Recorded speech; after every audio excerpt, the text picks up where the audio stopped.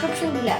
This is what you'll need. Cooked chickpeas in the brine, tahini, the juice of 2 lemons, sunflower oil, 2 cloves of garlic, and salt and pepper to taste. Let's start.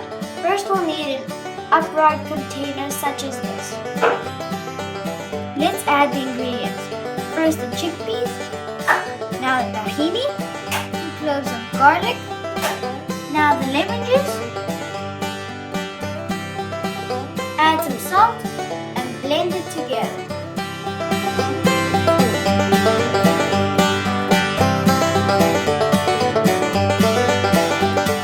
There we go.